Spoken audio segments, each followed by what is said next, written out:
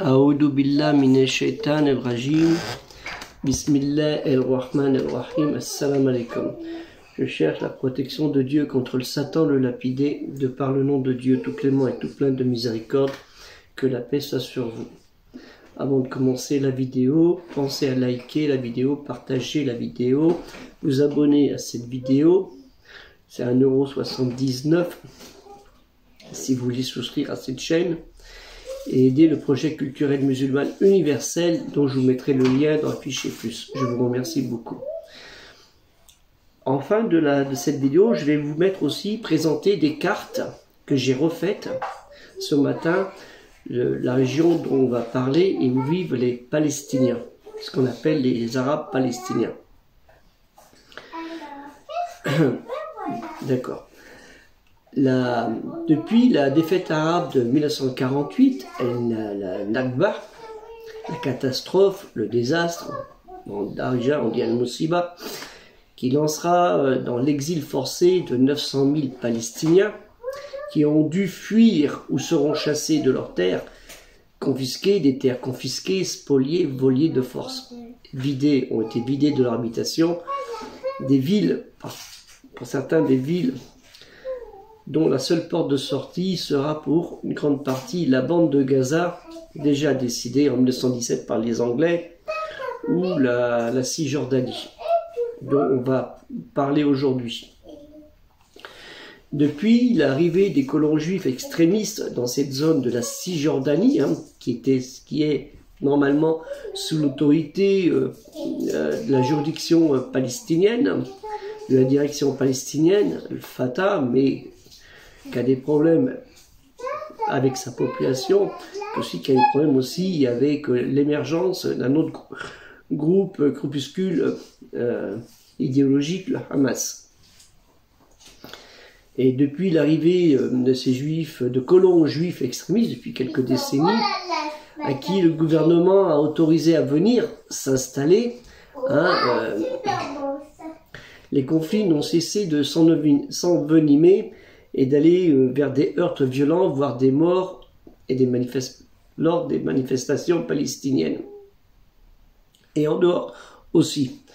Alors à savoir, j'ai eu l'occasion de visiter cette région en 1980-82 où je travaillais comme bénévole dans l'humanitaire auprès d'enfants handicapés et on ne regardait pas la religion des enfants.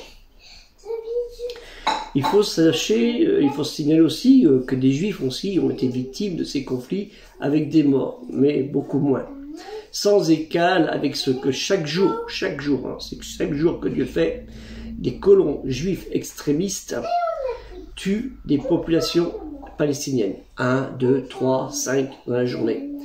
À chaque jour, sur l'eau de mort, par une programmation bien établie en vue de prendre, spolier des terres, de vider les habitants de leur habitation, soit par la peur, la contrainte, la violence ou la mort.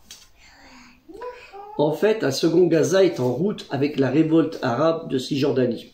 Des milliers de Palestiniens sont jetés à la rue par ces colons juifs extrémistes qui gênent aussi un peu l'État israélien, mais néanmoins leur sont d'une utilité politiquement, électoralement incorrecte. L'engrenage dans un partage et dans une solution de paix est donc impossible. Le seul mot d'ordre est de part et d'autre, je suis chez moi, pars, serre. Des deux côtés, je suis chez moi, dégage. Il semble que ces colons, qui viennent beaucoup d'Europe, majoritairement d'Europe, ait bien retenu les propos de Theodor Herzl dans son manifeste politique du sionisme, l'État des Juifs, dont l'idée capitale est de donner un territoire aux Juifs, et c'est bien le terme territoire et pas terre. Un territoire et pas une terre, c'est pas un morceau de terre, c'est tout le territoire. Ce qu'on appelle la terre d'Israël, Eretz Israël, un terme utilisé par les Juifs et chrétiens musulmans sur le nom de terre sainte, Eretz al-Kodesh ou la Eretz al-Muqaddasa, ou Diyar al-Muqaddasa. Comme si les Juifs du XXe siècle, 20e et 21e siècle, n'avaient pas appris de l'histoire du 19e, 20e siècle, avec les pogroms de l'histoire biblique, déjà dans l'histoire biblique, et des atrocités pour en faire des atrocités sur les populations arabes, dites palestiniennes, musulmanes, et sûrement prochainement les populations arabes chrétiennes palestiniennes.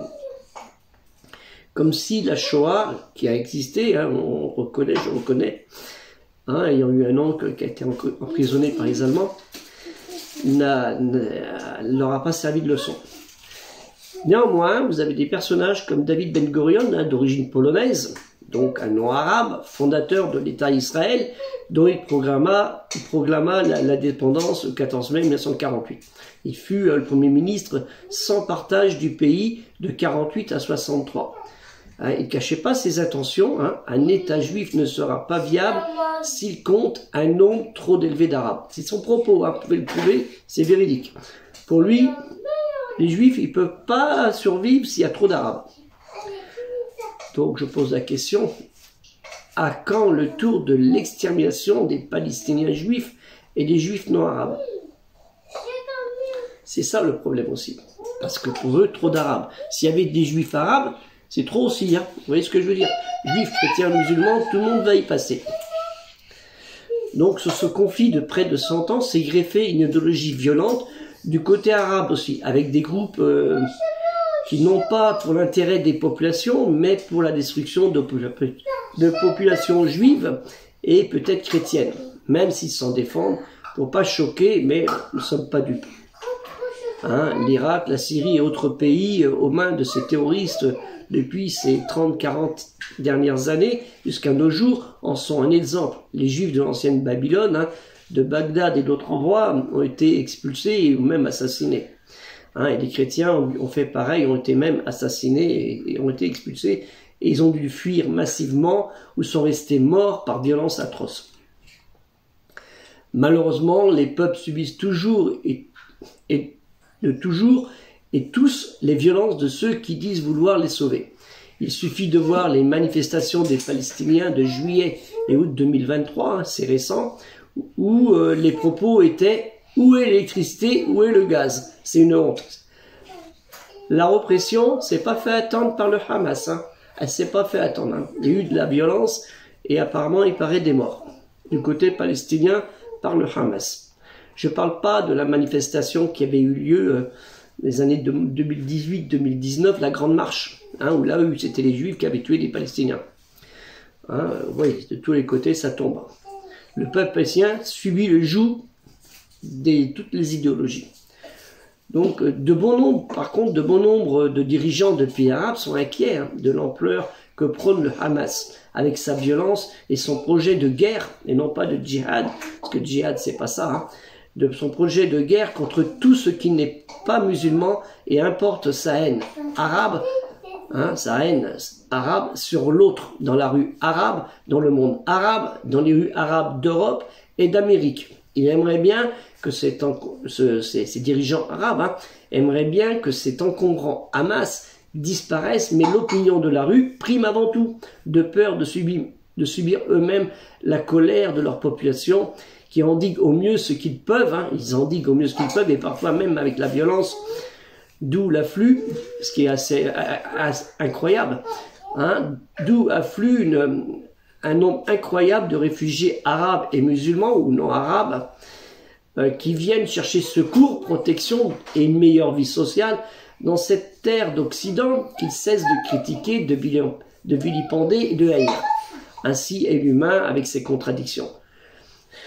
En disant, je suis pas chez moi, chez eux, chez ces mécréants, mais je m'y plais bien, et je m'y sens bien, en sécurité, hein, et plus en sécurité que chez moi.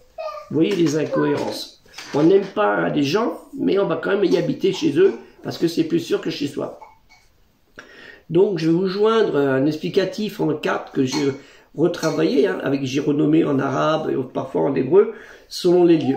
Donc aidez-nous dans le projet culturel musulman universel, dont je vais relancer la deuxième épisode, Inch'Allah, de l'histoire des prophètes, en essayant de rester dans les cordes, les 8 minutes, Inch'Allah. Excusez-moi si ce sera un peu plus long.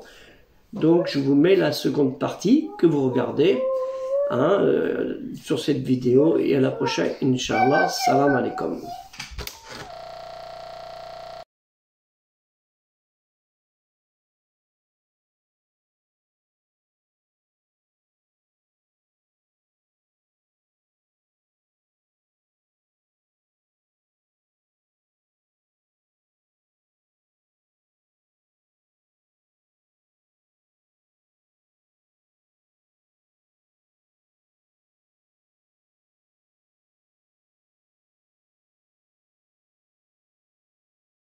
Alors là, vous voyez, c'est la carte actuelle qu'on appelle d'Israël, Eretz El Kodesh, El Muqaddasa, qui est connue. Et vous avez la partie Cisjordanie et la partie bande de Gaza. Certains on parle de Philistine, mais c'est l'ancienne Philistine.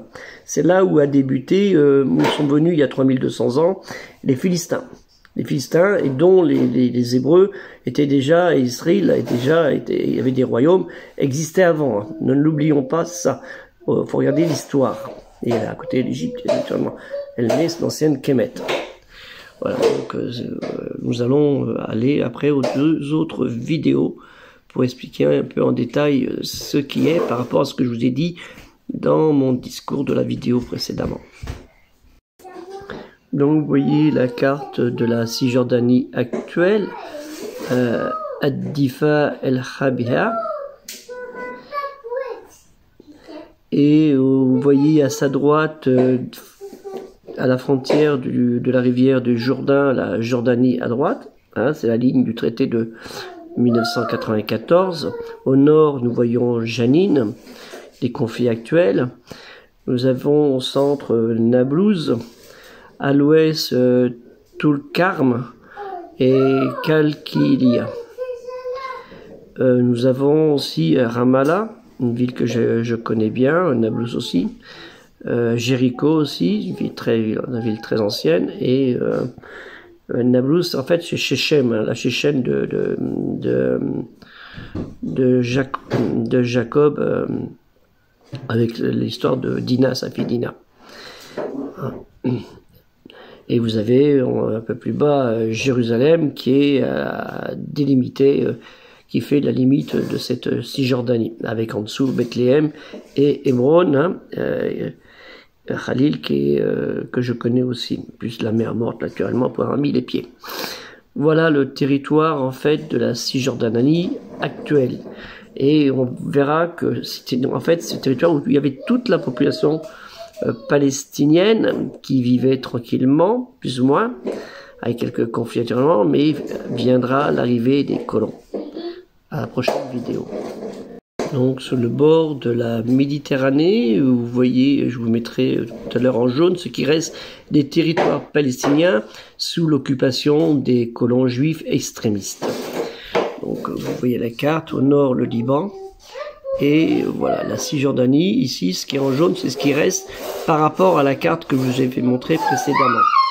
Donc vous voyez à votre droite la limitation avec la Jordanie, tout ce qui est en jaune c'est ce qui reste. Il reste plus grand chose, enfin pas grand chose, mais il reste quand même par rapport à ce qu'il y avait, ça a beaucoup changé. Donc c'était sous l'autorité de l'administration palestinienne. Et là vous avez non loin ce qu'on appelle Al-Kita Haza, la bande de Haza, avec ces villes connues, Haza, Beth el-Bala et Haïfa. Oui, excusez-moi. Oui, c'est ça, ouais. Rafah, excusez-moi. Haïfa, c'est côté de Tel Aviv. Une ville que je connais bien aussi.